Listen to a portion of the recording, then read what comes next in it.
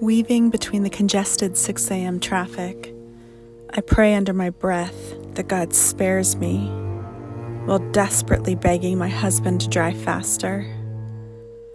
This was my 4th visit to the Western Run Clinic in 2 weeks. I didn't know if I was going to make it this time. Arriving at the clinic, I was frantic. Wide-eyed and jittery, I grabbed the nurse's arm and begged her to get the doctor. "The doctor's not in yet. She won't arrive for another 20 minutes, she said. Tsunamis of fear and desperation crashed over me as those 20 minutes felt like an eternity.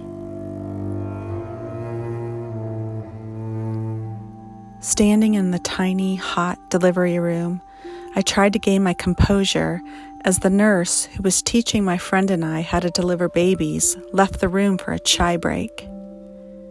We had only seen her deliver 2 babies, and she had left us with 2 prima gravida laboring women. One was 9 centimeters, and the other was 8. Frantically, I looked at the stainless steel table near the door, where 2 babies were wrapped in conga, who had died the night before. Before I could think further, I heard a blood-curdling scream coming from the large laboring room next to me. I looked out the door and saw a Tanzanian woman waving her arms and hysterically crying out for a doctor. Horror was in her eyes. I had to get back to the laboring women. While we anxiously delivered one of the babies amid the panic-stricken screams coming from the other room, it suddenly became eerily quiet. I couldn't breathe. The silence coming from the laboring room was suffocating me. I knew what it meant.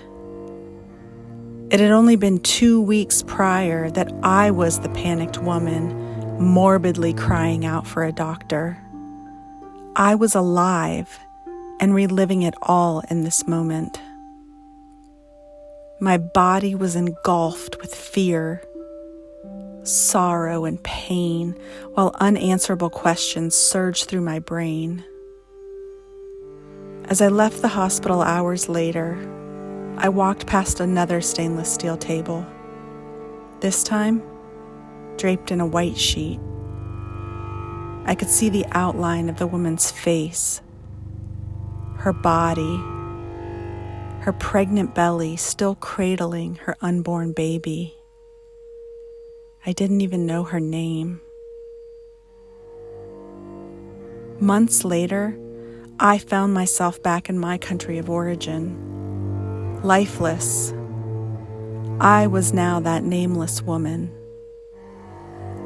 lying on a metal table of fear and anxiety, draped in a white sheet of grief and hopelessness, while I cradled breathless dreams in my womb.